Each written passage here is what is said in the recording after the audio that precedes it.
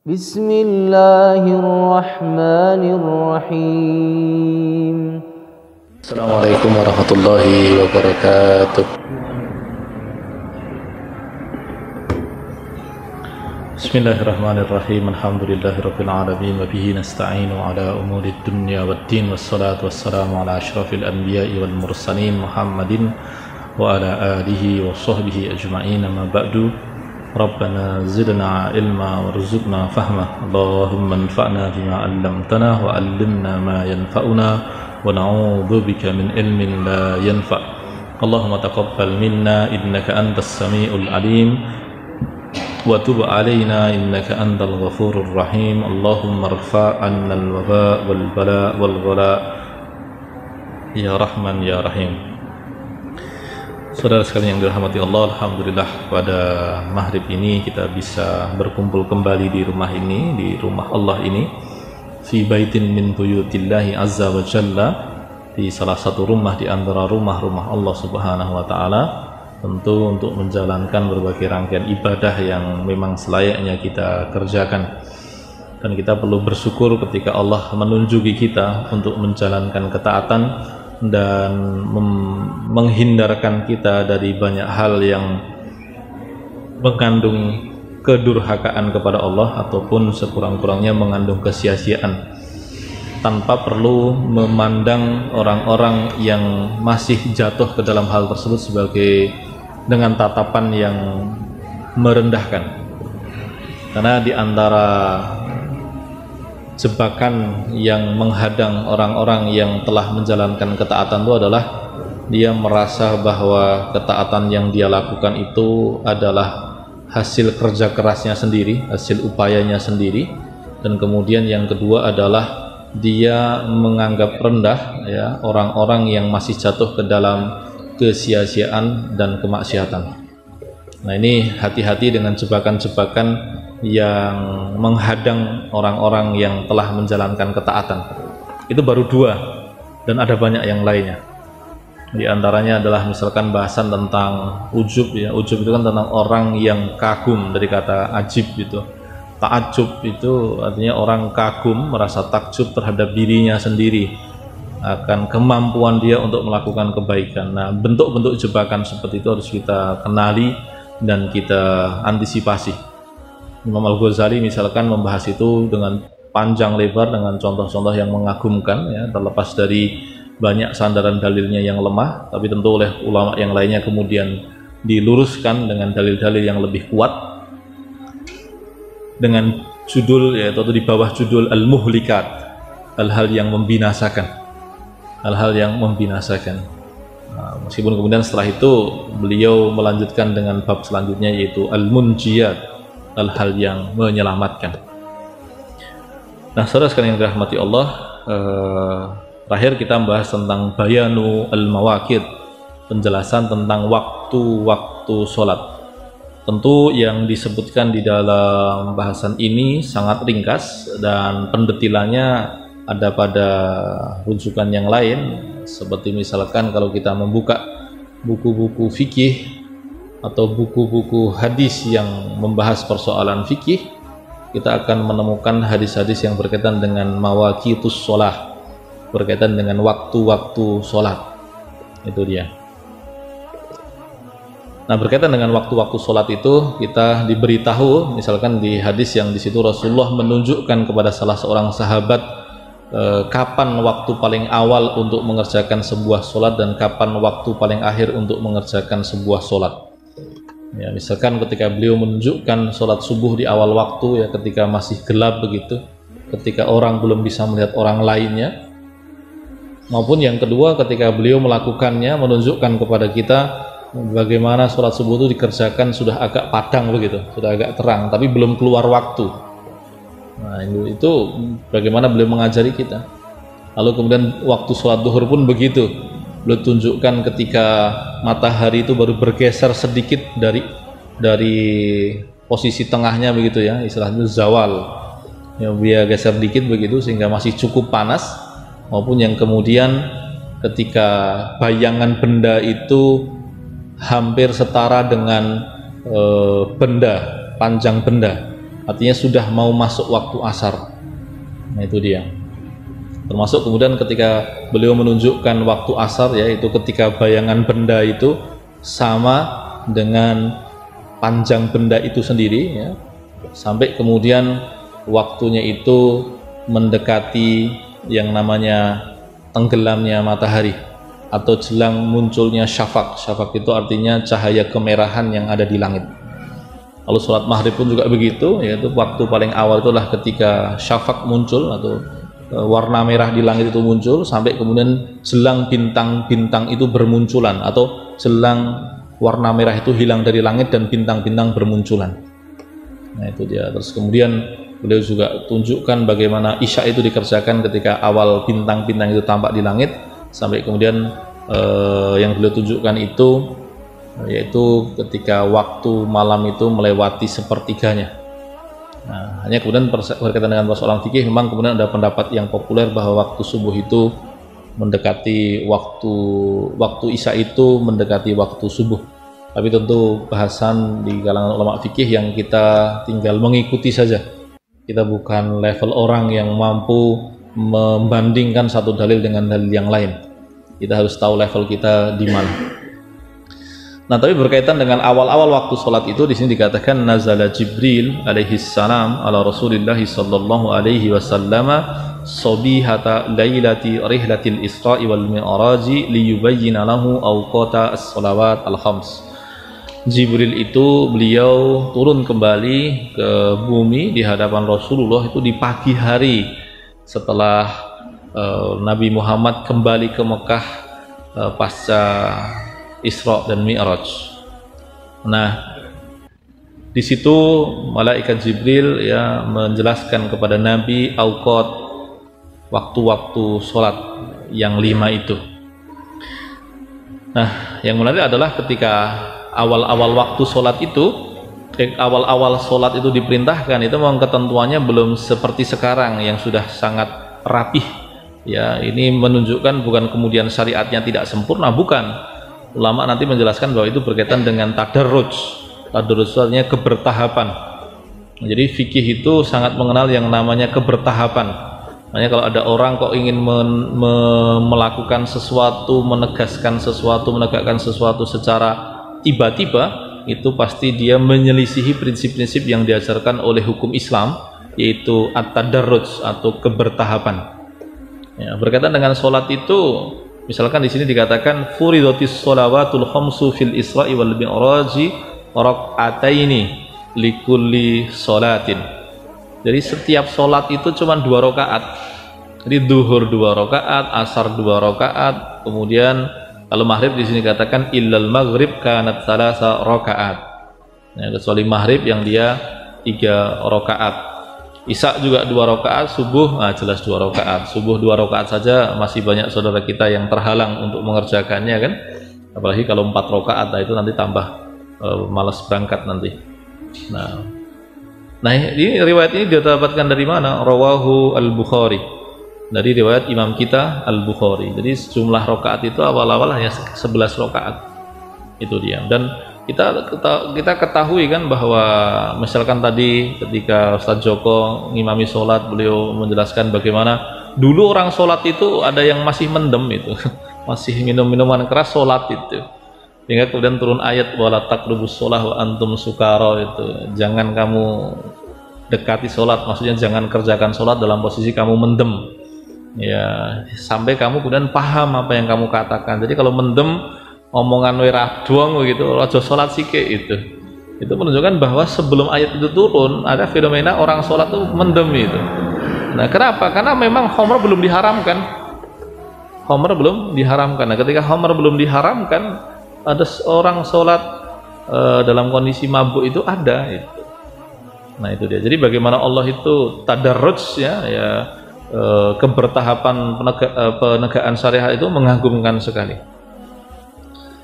Nah, berkaitan juga dengan kiblat ya, dikatakan kanatil kiblatu ila Baitul Maqdis. Kiblatnya pertama kali itu tidak ke Masjidil Haram, tetapi ke Masjidil Aqsa, bukan ke Baitullahil Haram tapi ke Baitul Maqdis ya. Itu dia. Tetapi karena posisi Nabi Muhammad itu ada di sekitar Ka'bah ya, masih di Mekah ya, dan kemudian beliau bisa mengambil posisi sholat itu menghadap ke karena posisi sholat beliau itu menghadap ke Baitul Maqdis. Nah, beliau mengambil posisi di selatan Masjidil Haram begitu, sehingga dikatakan di sini apa?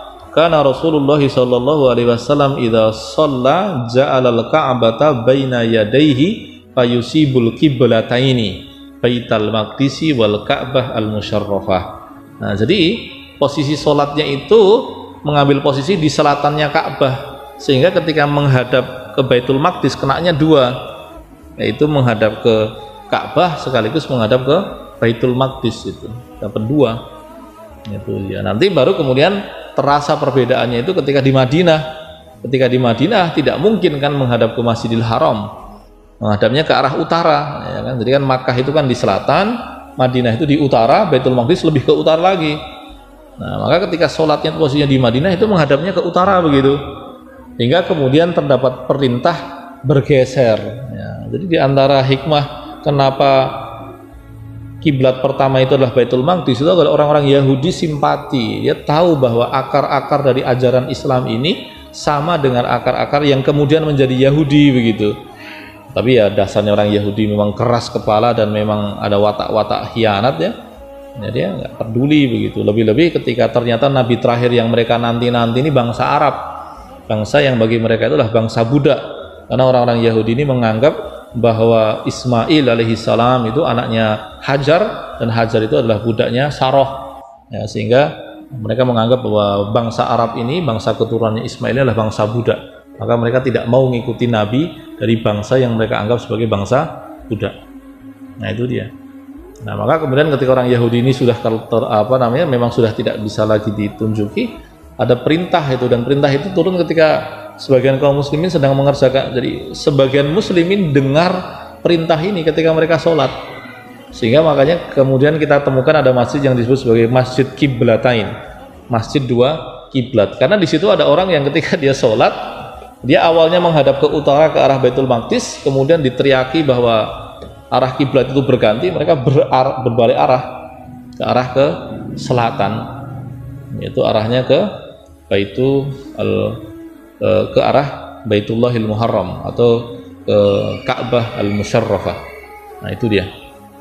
Jadi ada hal-hal seperti itu yang terjadi ketika awal-awal Allah perintahkan sholat, atau ketika syariat sholat itu diturunkan untuk pertama kalinya. Lalu kemudian kita masuk kisah tentang insyiqaqul qamar. Insyiqaqul qamar atau terbelahnya bulan. Ya ini ya namanya orang Quraisy ini memang keras kepala juga kan. Makanya kalau bersandanya orang Kauman ya, saudara-saudara kita di Kauman yang sepuh-sepuh tuh, kalau ada orang ngeyel tuh ya ngomong Quraisy itu. Ini bercandaannya ya, tentu bukan rasisme, bukanlah ya. Talabat Quraisy minan Nabi sallallahu alaihi wasallam mu'jizatan malmusatan. Jadi orang Quraisy ini memang keterlaluan ketika diceritakan bahwa beliau sampai ke Masjidil Aqsa, dan kemudian beliau berhasil menceritakan detil-detil Masjidil Aqsa, termasuk beliau memberitakan bahwa sebentar lagi akan ada rombongan dagang yang sampai kemari, karena saat itu ketika beliau melakukan perjalanan dengan buruk itu, beliau menyaksikan orang-orang di bawah tersebut itu, beliau katakan nanti akan ada rombongan ini jumlahnya sekian dan sekian. Itu udah presisi, itu udah benar. Itu orang kafir Quraisy masih nggak percaya, masih belum mau membenarkan berita Nabi Muhammad SAW, dan lebih penting lagi kebenaran dari pesan-pesan yang dibawa oleh Nabi kita Muhammad SAW. Maka kemudian mereka minta, coba tunjukkan ke saya mukjizatmu itu yang bisa dilihat mata, mukjizah malmusah, mukjizat yang sifatnya itu empiris gitu, satu yang sifatnya nyolok moto, yang bisa memang disaksikan oleh mata begitu. Terlaluan kan? Ini dia ya, memang saya sampai sekarang belum menemukan kesimpulan ya karakteristiknya ini, apakah memang semua orang kafir itu begitu. Tetapi memang orang kafir Quraisy itu punya kecenderungan materialistik yang sangat besar. Kecenderungan dohiriyahnya itu kelihatan sekali. Dohiriyah dalam makna negatif ya. Karena apa? Ketika turun surat Al-Ikhlas pun itu kan kejadiannya kan sama. Ya, jadi ketika turun surat Al-Ikhlas itu kan kejadiannya orang-orang kafir Quraisy itu berkata kepada Nabi Muhammad, "Ya Muhammad, siflana rabbaka." Muhammad, coba kamu ceritakan ke kami, Tuhanmu tuh kayak apa sih? Bahasa lebih detailnya itu ya, deskripsikan kepada kami Tuhanmu itu kayak apa. Keterlaluan kan? Karena mereka menganggap bahwa Tuhan itu ada bentuknya begitu. Maklum selama ini kan mereka menyembah berhala kan, berhala itu bentuknya begini, ukurannya sekian, ditempelkan di mana. Jadi mereka anggapannya Tuhan itu ada bendanya, ya kan? Nah, ini ada juga cerita yang menarik ya. Jadi kebiasaan orang kafir Quraisy ini sebenarnya sudah dikritik oleh mereka sendiri. Ya, di antara yang mengkritik terang-terangan itu adalah yang namanya Zaid bin Amru. Ya, Zaid bin Amru bin Nufail. Zaid bin Amru itu siapa? Zaid bin Amru ini adalah adiknya Khattab. Khattab itu bapaknya Umar. Nah, jadi Khattab itu mohon maaf, Khattab itu, jadi Zaid bin Amru ini adalah saudara sepupunya Umar bin Khattab. Ya, karena statusnya Khattab itu adalah pamannya Zaid bin Amru ini. Ya, nah Zaid bin Amru ini kemudian anaknya yang kemudian kita kenal, namanya Sa'id bin Zaid. Ya, Sa'id bin Zaid ini adalah salah satu dari 10 orang yang dijamin masuk surga.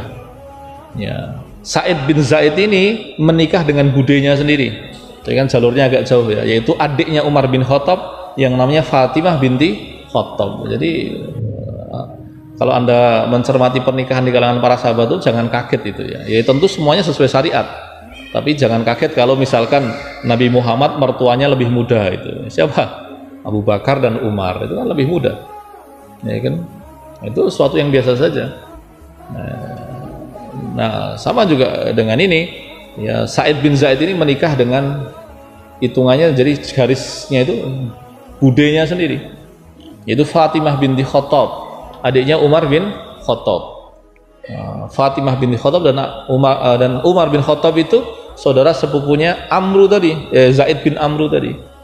Nah, Zaid bin Amru itu punya kebiasaan apa? Dia itu kalau lihat orang kafir Quraisy melakukan ibadah, merayakan hari raya, itu komentarnya begini, kalian ini gimana? Kalian tahu sendiri, Allah yang nyiptakan kalian, Allah yang nyiptakan kambing yang kalian sembah itu, Allah yang menyiptakan rumput yang dimakan oleh kambing yang kalian sembah itu, Allah yang menurunkan hujan yang nantinya menumbuhkan kambing yang kalian makan itu. Akal kalian tuh gimana? Jadi kalimatnya itu memang keras itu. Nah, sampai akhirnya kemudian ditempelengi. Siapa yang tempelengi? Namanya Khattab. Nah, itu bapaknya Umar bin Khattab itu. Jadi yang tempelengi Pak D-nya sendiri, kaploki. Sampai kemudian Khattab itu mengatakan begini. Jadi sampai kalimatnya begini, habis sudah kesabaran kami. Itu. Karena kamu ini kerjanya nyinyir aja itu terhadap tradisi masyarakat yang memang menyimpang. Lalu kemudian diusir. Ya, jadi Zaid bin Amr ini terusir ya, diusir, tinggal di Jabalul Hira, ya, Gunung Hira. Nah, di Gunung Hira itu. Sampai kemudian dia minta tolong ke orang-orang jelata yang kemudian biasanya nongkrong-nongkrong itu, pokoknya kalau Zaid bin Amr mau ke sini halangi. Halangi. Ya, jadi sampai segitunya. Nah, Zaid bin Amr ini punya kawan yang satu visi itu, diantaranya adalah Waraqah bin Naufal. Ya, Waraqah bin Naufal kita tahu dia adalah saudaranya Khadijah ya, seorang yang memeluk agama Nasrani, tapi Nasrani yang tidak meyakini Yesus sebagai Tuhan. Nah, itu dia. Jadi itu teman dia ngobrol ini, masyarakat kita ini dan kacaunya minta ampun, mereka ini nyembah berhala. Nah, termasuk yang satu geng dengan itu adalah Maimunah binti Abdul Muthalib. Maimunah binti Abdul Muthalib itu siapa? Ya, budenya Rasulullah Muhammad Sallallahu Alaihi Wasallam. Jadi mereka itu perasaannya sama itu. Ini nggak habis pikir. Orang-orang nyembah berhala ini gimana itu. Sampai kemudian ketika mereka kumpul tuh sepakat begini, udahlah, mari kita cari sebetulnya agama yang diwariskan oleh simbah kita Ibrahim itu kayak apa sih? Nah, itu dia. Nah, yang kemudian di cerita itu kita temukan bahwa Waraqah bin Naufal itu menjadi Nasrani, tapi ingat, Nasrani yang tidak menyembah Yesus atau tidak menyembah Isa alaihi assalam, ya. Makanya ketika nanti Nabi Muhammad itu bertemu dengan malaikat Jibril untuk pertama kalinya dan terkaget-kaget, Khadijah ini paham, ini kayaknya yang tahu jawabannya adalah saudara saya deh. Diajaklah Nabi Muhammad ketemu dengan Waraqah. Waraqah bilang apa? Fa innahu namus alladzi qad ata ila Musa. Ya, yang kamu temui itu adalah namus. Ya, namus itu datang kepada Nabi Musa. Nah, dan Waraqah dia katakan, kamu itu nanti nasibnya ya kayak nabi-nabi terdahulu, kamu akan diusir kaummu, dilempari batu dan sebagainya dan sebagainya. Itu dia. Nah, jadi apa namanya, saudara rahmati Allah, orang-orang kafir Quraisy yang sangat materialistik, kemudian menyembah ciptaan Allah, itu sebenarnya ditolak oleh banyak orang-orang yang masih berjiwa bersih di antara mereka. Nah, makanya orang-orang yang jiwanya bersih itu nanti ketika Nabi Muhammad itu menyampaikan kebenaran itu mudah menerimanya. Abu Bakar itu adalah orang yang tidak ikut larut dengan tradisi masyarakatnya. Ketika disampaikan kebenaran mudah bagi dia menerima. Ya, termasuk tadi kisahnya si bapaknya Sa'id bin Zaid tadi, yang namanya Zaid bin Amru itu kan ceritanya kan qadarullah dia mati dalam kondisi belum bertemu Nabi Muhammad, dan sebelum mati itu dia sempat mengatakan, ya Rabb lau haramtani, ya, jadi kalau engkau haramkan dariku kebaikan ini, fala tuharrimhu min ibni Sa'id. Kalau engkau haramkan kebaikan ini, maksudnya bertemu dengan Nabi Muhammad ini dariku, maka jangan kamu haramkan kebaikan ini, pertemuan dengan Nabi Muhammad ini dari anakku Sa'id. Sampai begitunya, luar biasa. Nah, Sa'id juga begitu ya. Sa'id itu termasuk orang yang masuk Islam itu gampang sekali. Dia langsung nangkap, oh, ya ini yang benar. Ya, tapi orang kafir Quraisy kebanyakan tuh kacaunya begitu itu. Coba bayangkan. Ya, diberitahukan yang benar malah ngeyel. Diajari untuk menyembah Tuhan yang bukan benda, dia malah bertanya kepada Nabi, "Ya Muhammad, ya, siflana rabbaka." Coba kamu ceritakan Tuhanmu itu kayak apa sih? Maka Allah jawab pertanyaan itu dengan Qul huwallahu ahad, Allahus samad, lam yalid wa lam yulad wa lam yakul lahu kufuwan ahad. Ya, termasuk ini loh watak materialistiknya tuh begitu tuh. Dia bilang, coba tunjukkan ke kami mukjizat yang bisa kelihatan tuh kayak apa sih. Jadi begitu itu cara mikirnya. Ya, maka kemudian Anas bin Malik menceritakan, inna ahla Makkah sa'alu Rasulullah sallallahu alaihi wasallam ayyuriyahum ayatan. Orang Mekah ini minta ke Nabi Muhammad, coba tunjukin ke kami tanda-tanda yang bisa kami lihat langsung deh. Maka da'a Rasulullah sallallahu alaihi wasallam rabbahu jallat qudratuhu ayyashqa lahul qamara nisfaini. Maka Nabi meminta kepada Tuhannya yang kekuasaannya itu sangat kelihatan, yang kuasanya itu sangat gamblang, untuk apa? Membelah bulan dan menjadikannya separuh. Jadi bulan itu terpotong menjadi separuh, dan doa itu dikabulkan. Ya, syaqqallahu subhanahul qamara nisfaini wa quraisy yandurun. Ya, kemudian Allah jadikan betul bulan itu terbelah jadi dua, dan orang-orang Quraisy itu melihatnya dengan mata kepala mereka. Nah, catatan sejarah ini yang menarik, ada orang Cina yang mencatat peristiwa itu di tahun 600 ini kan kejadiannya kan kalau di Masehi kan tahun 620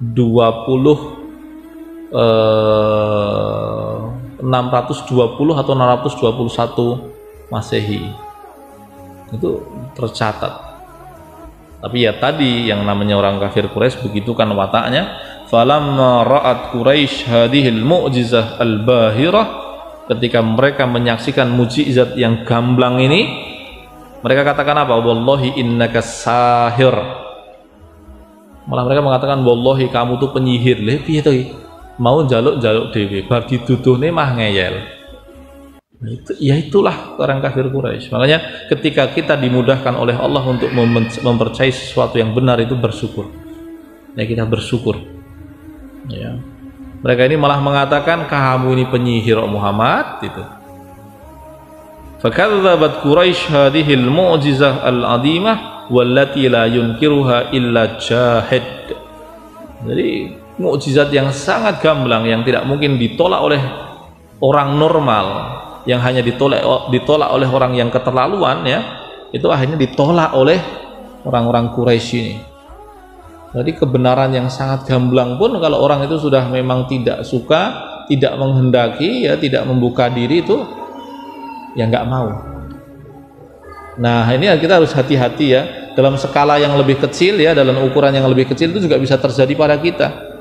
Misalkan kita berbeda pendapat dengan saudara muslim kita, bahkan bisa jadi pendapat yang benar ada di saudara muslim kita, yang mungkin karena kita terbiasa dengan kelompok tertentu begitu, dengan kalangan tertentu menolak itu.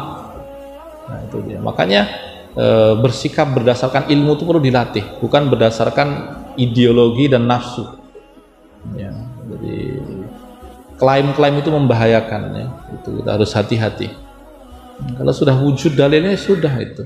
Ulama mengatakan jangan sampai kemudian gara-gara cenderung pada ulama tertentu, ulama yang lainnya disingkirkan, padahal bisa jadi ulama itu lebih besar dan hidup di masa lalu.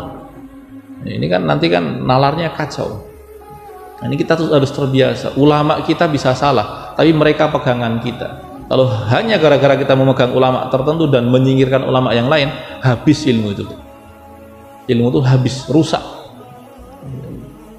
Nah, dan kita tahu bahwa yang maksum itu hanya Nabi kita Muhammad Sallallahu Alaihi Wasallam. Ulama adalah pegangan kita dalam posisi mereka bisa salah. Maka perbedaan-perbedaan yang terjadi di antara mereka itu melengkapi. Jangan sampai kemudian berani mengatakan bahwa ulama ini sesat begitu. Bahwa ada ulama yang salah itu, iya. Tetapi kalau kemudian dimutlakkan kesesatan itu pada orang-orang yang berbeda dengan kelompok kita, itu naudzubillah. Ya, Allah itu membagi ilmu itu sangat luas.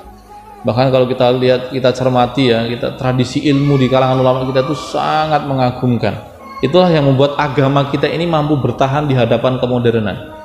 Ya, ingat ketika berhadapan dengan kemodernan, ulama kita tuh banyak yang goncang tuh. Bayangin Napoleon itu ketika datang ke Mesir tahun 1800 itu membawa mesin cetak. Ulama-ulama Al-Azhar tuh gede-gede gini, mau benda apa itu? Ya, ini benda apa ini, bisa bergerak sendiri, bisa nyetak buku sendiri, itu orang gede-gede gitu. Itu ulama tuh pada kaget melihat kemodernan itu. Nah ulama kita tuh mereka bekerja keras sedemikian rupa untuk menjelaskan persoalan agar jangan sampai muslim itu goncang di hadapan kemodernan. Maka kalau kemudian ulama itu hanya dibatasi oleh orang-orang tertentu, hilang ilmu itu. Yang hilang banyak sekali. Nah itu dia. Nah, dan kita bersyukur bahwa ulama itu punya beda pendapat sehingga kita tuh longgar.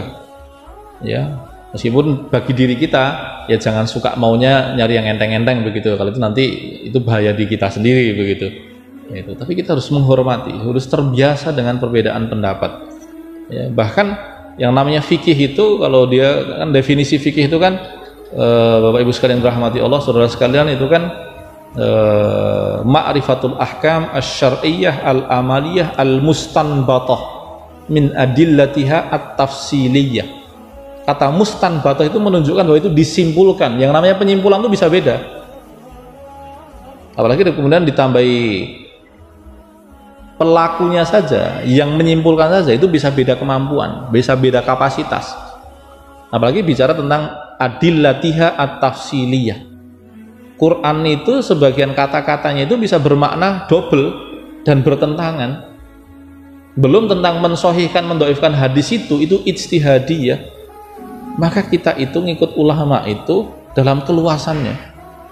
Bahwa mereka ini adalah otoritas-otoritas, raksasa-raksasa, kita mengikutinya. Kalau enggak, agama ini akan goncang di hadapan tantangan zaman. Hari ini ada adik kita yang muda-muda itu bacaannya sudah bacaan-bacaan yang canggih-canggih. Mereka itu kalau dengar dalil itu enggak biasa, gatel telinganya. Makanya sebagian ulama itu ada yang kemudian harus menjelaskan Islam itu tidak dengan dalil. Kenapa? Karena dalil itu bagi sebagian orang itu aneh. Dianggap aneh, nggak cocok, saklek dan sebagainya. Berhadapan dengan generasi yang seperti itu, tidak bisa kita kemudian tembak itu sesat, menyimpang dan sebagainya. Habis kalau caranya begitu. Nabi kita nggak mengajari kita begitu. Nabi kita tuh ingin orang selamat, ya, orang itu lurus, orang itu bebas dari neraka. Nabi itu mengajari kita tuh sedih ketika orang kafir tuh mati dalam kekufurannya. Karena apa? Kita itu ingin selamat, makanya kita tidak senang ketika ada orang masuk neraka. Akhlak mana yang kemudian membuat kita senang dengan orang masuk neraka? Nah, itu yang kemudian kita harus tak pahami bahwa Islam ini luasnya itu mengagumkan. Kalau Anda kotak-kotakkan itu, nanti Anda kehilangan banyak hal dari keagungan Islam ini. Nah, saudara sekalian dirahmati Allah, kembali tadi ya, jadi orang-orang Quraisy ini mereka melihat keajaiban, keagungan di depan mata itu mereka akhirnya mendustakan juga. Kalau orang sudah menutup diri itu begitu ya, meskipun sesuatu di depan mata itu dia bantahkan. Nanti di kalangan orang Yahudi Madinah juga ada yang serupa. Jadi ada seorang sahabat Yahudi. Yahudi itu kan sebetulnya kan artinya tuh double-double. Yahudi itu bisa menunjukkan kepada etnis atau ras, bisa menunjuk kepada agama, bisa menunjuk kepada budaya. Nah, di Madinah itu orang Yahudi itu banyak. Orang Yahudi itu banyak. Sebagian mereka lurus, sebagian mereka itu memang ya jan khas wong Yahudi to ngeyele, Masya Allah ya. Nah, di antara yang hatinya bersih itu yang kemudian kita kenal dengan sahabat yang bernama Abdullah bin Salam. Abdullah bin Salam itu adalah ahli agama, bapaknya itu juga ahli agama. Dia sudah menanti-nanti Nabi terakhir itu akan datang. Makanya ketika Nabi Muhammad betul-betul datang ke Madinah, dia yang paling awal datang ke Nabi dan beriman. Hanya kemudian beliau bilang, wahai Nabi ya, kaumku itu tidak akan menerimamu dengan begitu saja. Coba uji mereka, tanyakan kepada mereka siapa saya, tanyakan kepada mereka siapa saya. Lalu kemudian apa yang dilakukan Nabi? Betul tuh, Nabi datangi orang Yahudi, tanya baik-baik, Abdullah bin Salam tuh siapa sih? Orang-orang Yahudi Madinah mengatakan dia orang solehnya kami, alimnya kami, bapaknya juga soleh, alim, pokoknya jos lah. Nabi kemudian tanya, kalau dia masuk Islam gimana? Orang Yahudi mengatakan nggak mungkin. Lalu kemudian Abdullah bin Salam tuh keluar dari persembunyiannya dan bilang, saksikan ya, saya bersahadat. Saksikan ya, saya berkatakan asyhadu alla ilaha illallah wa asyhadu anna muhammadar rasulullah. Langsung ngomongnya orang Yahudi itu balik, oh dia itu memang orang bodoh di antara kami, orang nggak bener itu, bapaknya juga sama itu. Anda bisa bayangkan, omongan itu berubah dalam hitungan detik. Itulah makanya kalau kita belajar sirah itu kita menemukan bahwa fenomena sekarang itu banyak yang cuman baleni yang dulu ya. Fenomena kekufuran, fenomena kemunafikan itu hanya baleni yang dulu itu banyak ya. Makanya kalau kita belajar sirah itu kita akan tahu pola-polanya tuh, oh Allah takdirkan begini itu sesuatu yang, dan jangan pernah memisahkan Quran dan hadis itu dari sirah. Ketika Anda pisahkan Quran dan hadis itu dari sirah, Anda akan kehilangan sebagian maknanya.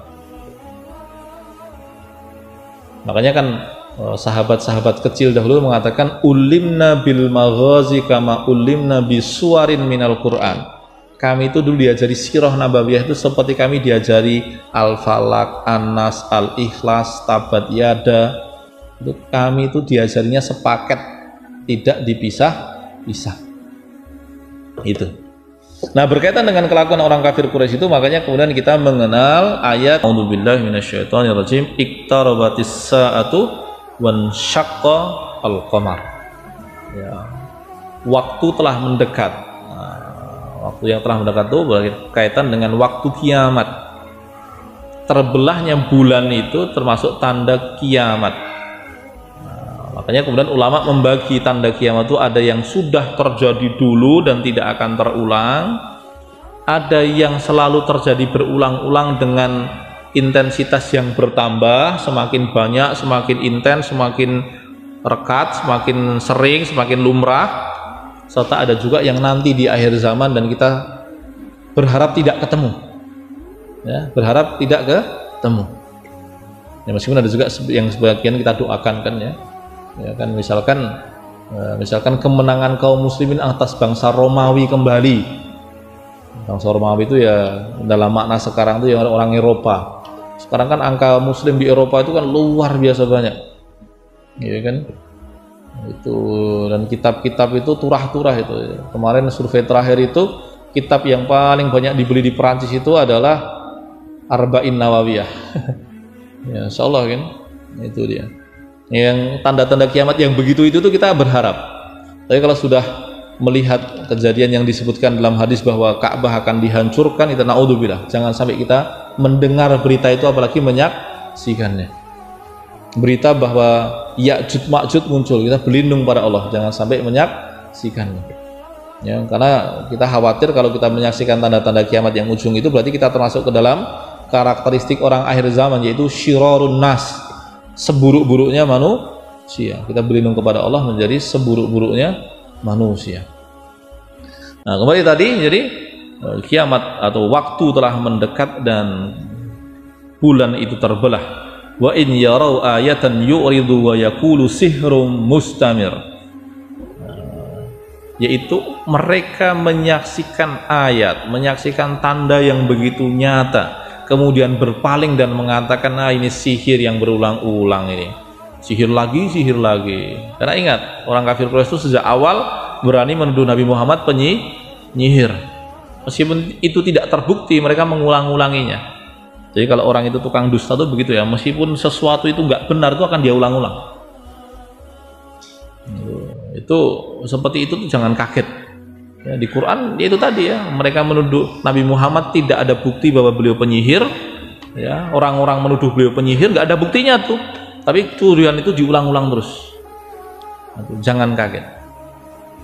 Wa kadzdzabu wattaba'u ahwa'ahum, mereka mendustakan kebenaran, mereka pada akhirnya hanyalah mengikuti hawa mereka, mengikuti keinginan-keinginan mereka, mengikuti syahwat-syahwat mereka. Karena pada akhirnya tuh manusia itu kan hanya dua. Kalau dulu Kiai Dahlan itu ayat pertama yang diajarkan tuh adalah ayat yang berbunyi ara'aita manittakhadha ilahahu hawahu.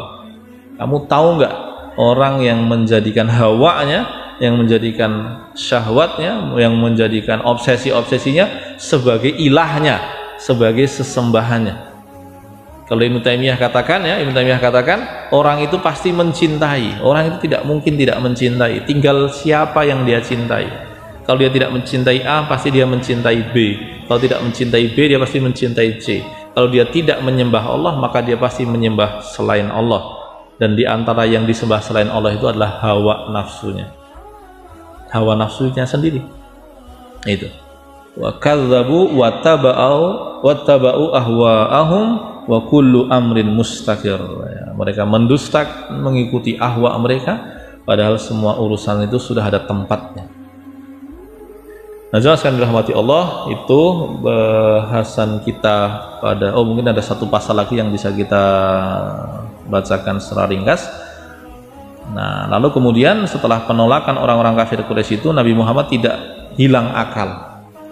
Ya, harapan beliau selalu besar. Ya, beliau kemudian mendakwahi orang-orang selain orang Quraisy. Beliau mendakwahi orang-orang Arab yang lainnya. Bada'a Rasulullah sallallahu alaihi wasallam ad-da'wah fi qabailil Arab fi mausimil hajj la'alla qabilatan tu'minu bihi wa tansuruhu. Ya, Nabi nggak patah arang. Ya, putus asa itu bukan akhlaknya orang beriman. Maka ketika kemudian orang-orang Quraisy itu tidak mau menerima dakwah beliau di musim haji, kan orang kumpul di situ kan, Nabi mencermati siapa orang Arab non Quraisy yang bisa diajak. Nabi datangi, dijelaskan, mau nggak kamu beriman, mau nggak kamu nolong saya. Kalau pemasar, pedagang, yang dipasarkan barang. Ya, kalau Nabi Muhammad yang dia sampaikan kebenaran dan keselamatan. Oh, enggak kalian. Nabi tidak la yuridu jazaan wala syukuron, tidak mengharapkan balasan dan ucapan terima kasih. Nabi yang disampaikan Nabi itu keselamatan bagi orang yang mau menerimanya. Nah, tetapi apa yang terjadi ketika Nabi mencoba begitu itu, orang kafir Quraisy itu juga tenanan menghalangi dakwah Nabi. Kana Abu Lahab wa Abu Jahal qabbahahumallahu yatanawabani ala taqdibin Nabi sallallahu alaihi wasallam wa huwa yad'u fi qabailil Arab. Ya, jadi Abu Lahab dan Abu Jahal ini tokoh utamanya, orang pinternya, orang besarnya ya, tokoh-tokoh masyarakatnya yang berpengaruh, itu mereka bergantian tuh mengatakan oh sah percaya karo Muhammad. Kayak ponakanku kayak itu. Abu Lahab kan caranya gitu kan. Itu ponakan saya tuh, dia orang gila lah, dia orang macam-macam. Kalau dalam bahasa sekarang nanti tuduhannya bisa, hoaxnya bisa macam-macam. dia orang yang terobsesi pada dirinya sendiri, dia orang yang menyimpang, gangguan jiwa, penyihir, macam-macam lah bahasanya itu. Abu Jahal lebih pintar lagi. Abu Jahal kan pintar. Abu Jahal itu julukan untuk orang pintar yang tidak mau menerima kebenaran. Oh, itu artikulasinya lebih canggih lagi itu. Nah, jadi intinya satu, nggak usah percaya. Ya, hingga kemudian ikhtalafa mauqifu qabailil arabi tijaha da'watihi sallallahu alaihi wasallam, minhum man tabarra'a minhu wa minhum man tami'a bil khilafati ba'dahu wa minhum man sakata. Nah, gara-gara diprovokasi begitu itu, maka responnya macam-macam. Ada yang diam, ya, dia tawakuf aja, ini nggak tahu nih gimana nih. Kalau dilihat-lihat orang yang namanya Muhammad ini baik, lurus, tapi kok pamannya malah bilang gitu, yes, diamkan dulu aja. Ada juga yang udahlah, nggak usah, orang ini nggak jelas nih, orangnya nggak jelas nih. Nah, lah pamannya aja bilang begitu, apalagi kita, mending kita nggak usah itu. Ya. Tapi ada juga yang apa? Tomi'a bil khilafah ba'dahu, artinya ngincar jadi pengikutnya. Nanti kalau Nabi Muhammad meninggal, dia yang pengen ngincar jadi penggantinya. Nah, tunggu aja, nanti kalau Muhammad tuh pengaruhnya besar, ya kan. Jadi ini politisi gitu loh, untung-untungan. Udahlah kita koalisi sama Muhammad, nanti kalau kira-kira Muhammad pengaruhnya besar kan kita dapat untung juga nih. Tapi kalau kira-kira dia nanti tidak dapat dukungan, ya kita kan tinggal pindah koalisi aja gitu kan. Nah, terus kemudian nanti kalau dia ternyata pengikutnya banyak, dia mati, kita kan bisa menjadi penggantinya, macam-macam. Nah, saudara sekalian dirahmati Allah, itu diantara yang diajarkan kepada kita dari sirah Nabi kita Muhammad Sallallahu Alaihi Wasallam. Semoga dengannya kita semakin paham tentang siapa beliau, dan lebih penting lagi semakin cinta kita kepada beliau, karena anta ma'aman ahbabta, engkau bersama dengan orang yang engkau cintai. Kita berharap tumbuh makin besar cinta kita pada Nabi, dan kalau nanti kita mati, kita berkumpul dengan orang yang kita cintai, yaitu Nabi kita Muhammad Sallallahu Alaihi Wasallam. Subhanakallahumma wa bihamdika, asyhadu an la ilaha illa anta, astaghfiruka wa atubu ilaik. Barakallahu li wa lakum, wassallallahu ala nabiyyina Muhammad. Assalamualaikum warahmatullahi wabarakatuh.